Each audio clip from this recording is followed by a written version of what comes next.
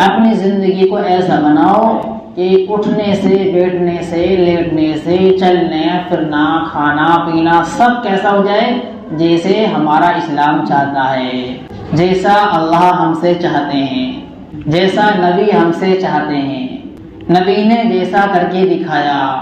اگر ہم کھا رہے ہیں تو یہ دیکھیں میرا نبی کیسے کھاتا تھا، اگر ہم پی رہے ہیں تو یہ دیکھیں میرا نبی کیسے پانی پیتا تھا۔ اسلام تو لیا ہے لیکن پورا لاؤ، اللہ کیا کرے پورا لاؤ۔ شادی میں کہیں دعوت ہے اور سب لوگ کھانا کھا رہے ہیں کھڑے ہو کے، لیکن یہ بھائی صاحب بیٹھ کے کھانا کھا رہے ہیں، کیوں؟ کہ نبی نے بیٹھ کے کھانا کھایا۔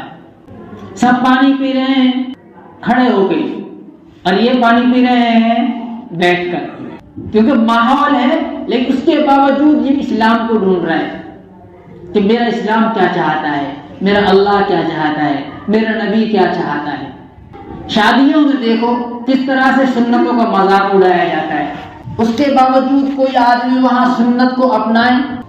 فرما رہے ہیں جہاں سنتوں کو توڑا جائے وہاں پر کوئی آدمی اگر سنت کو اپنائے 100 شہیدوں کا ثواب ملے گا۔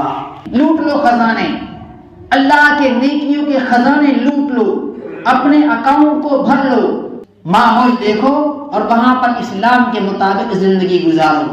بازار میں ٹوپی پہنتے ہو شرم آ رہی ہے لوگوں کو، آپ ٹوپی پہن کے جاؤ، کیوں؟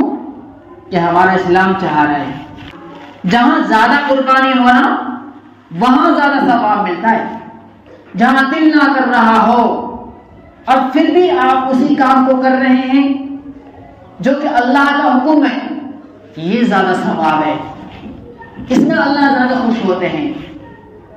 ایک آدمی ہے، اس کے پاس بہت سارے پیسے ہیں، وہ خرچ کر رہا ہے، لوگوں کو کھانا کھلا رہا ہے، اور ایک آدمی جس کے پاس پیسے نہیں لیکن کھلا رہا ہے، کہہ رہے ہیں اس کو زیادہ ثواب ملے گا۔ جس کے پاس کچھ ہے نہیں لیکن پھر بھی کھلا رہا ہے، ضرورت ہے اس کے باوجود دے رہا ہے، اپنی ضرورت کو انہوں نے پیچھے کر رکھا ہے اور اللہ کے حکم کو آگے کر رکھا ہے۔ میرے بھائیوں، اگر ہم پورے طریقے سے اسلام میں آ جائیں تو قدم قدم پر ہماری نصرت اور مدد ہو۔ اگر ہم کہیں جا رہے ہیں، کسی بس میں ہم بیٹھ گئے، اس میں آپ کو ایک بھی ٹوپی والا نظر نہیں آئے گا، کوئی مشکل سے 1 2، اور اگر آپ پوچھ کر دیکھیں گے تو آدھی بس میں آدھے مسلمان ہوں گے، کیونکہ زیادہ کرایہ کو یہی بچاتے ہیں، لیکن ایک بھی نظر نہیں آ رہا، کیوں؟ نشانی کچھ نہیں، بھائی کچھ تو نشان رکھو، سر پہ ٹوپی ہو، چہرے پہ داڑھی ہو، کیوں نہیں رکھ رہے؟ داڑھی رکھنے سے کیا شرم آ رہی ہے؟ کیا داڑھی رکھنے سے خوبصورتی کم ہو جائے گی؟ اگر آپ کو یہ گمان ہے تو غلط گمان ہے۔ میرے نبی کے ہر عمل میں خوبصورتی ہے، میرے نبی کے ہر عمل میں طاقت ہے۔ آپ صلی اللہ علیہ وسلم 14ویں رات کے چاند سے زیادہ حسین تھے۔ صحابی خود کہتے ہیں کہ 14ویں رات کو میں نے اللہ کے نبی کو دیکھا تو میں چاند کو دیکھتا کبھی آپ کو دیکھتا، مجھے یہ نہیں لگ رہا تھا کہ کون سا زیادہ چمک رہا ہے۔ آپ کا چہرہ اتنا چمکدار تھا، اتنے خوبصورت تھے آپ کو اللہ نے 4000 مردوں کی طاقت دی تھی، 4000 فل پاور مرد پہلوانوں کی طاقت اللہ نے اپنے نبی کو دی تھی، کیونکہ یہ حدیث ہے۔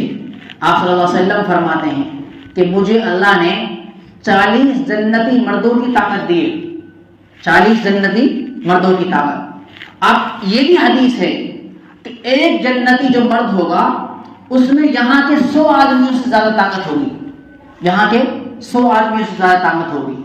اب آپ سمجھو کہ جب آپ کی یہ حدیث ہے کہ مجھے اللہ نے 40 جنتی مردوں کی طاقت دی ہے تو یہاں کے 4000 مردوں کو زیادہ طاقت تھی آپ صلی اللہ علیہ وسلم نے۔ آپ کی آج بھی کوئی سنت جو زندگی کرے گا، آپ کے مطابق زندگی گزارے گا اور اسی حساب سے اپنے چہرے پہ داڑھی سجائے گا اور اپنے سنت کے مطابق وضو کرے گا، مسواک کرے گا۔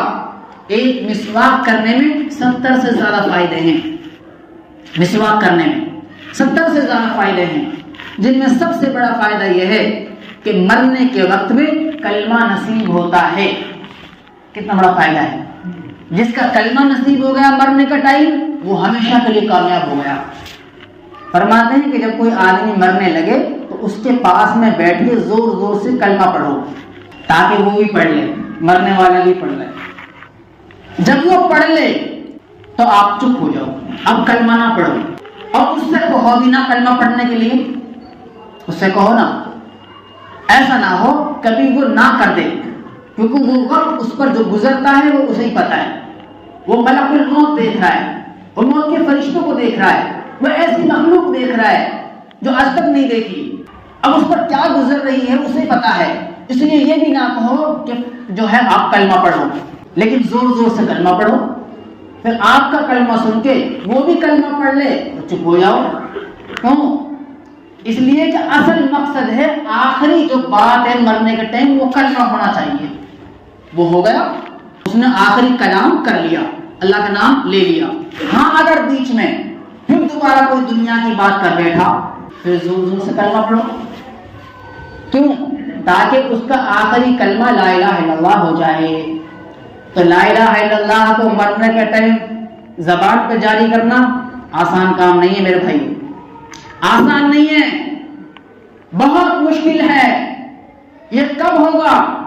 جب زندگی ہماری اسلام کے مطابق گزری ہوگی، ہم نے جو یہ زندگی ہے جو اللہ نے چھوٹی سی دی ہے یہ اللہ کے حکم کے مطابق گزاری ہوگی، پھر مرنے کا ٹائم کلمہ ہماری زبان پہ چڑھ جائے گا۔ فرماتے ہیں جس چیز سے دنیا میں محبت ہوتی ہے مرنے کے وقت میں وہ سامنے آتی ہے، جس چیز سے آدمی کو محبت ہوتی ہے۔ بہت سے لوگ مرتے ہیں، دو تو لے دو میں لے رہا ہوں، یہ گٹھڑ باندھ دو، یہ گٹھڑ باندھ دو، یہ گٹھڑ باندھ دو، یہ گٹھڑ اس کو باندھ دو، یہ اس کو باندھ دو، مرنے کے ٹائم بھی وہی کہہ کے مر رہا ہے، دو تو لے لے تو یہ لے لے، دو تو لے لے تو یہ لے لے، ایسا کہہ کے مر رہے ہیں۔ پتہ چلا دنیا میں جس سے ہم محبت کریں گے مرنے کا ٹائم وہی زبان پر آئے گا۔ اس لیے اللہ فرما رہے ہیں ایمان والوں پورے اسلام میں آؤ، اپنے چہرے پہ داڑھی سجاؤ، رمضان آ رہے ہیں، کیا تیاری ہے ہمارے پاس؟ ہر پروگرام کی تیاری ہوتی ہے، ہر بڑے سے بڑے کام کی تیاری ہوتی ہے، کم سے کم جب وہ کام سامنے آتا ہے آپ نے اگر اسی وقت بھی تیاری کر لی تو آپ نے بہت کچھ سیکھ لیا۔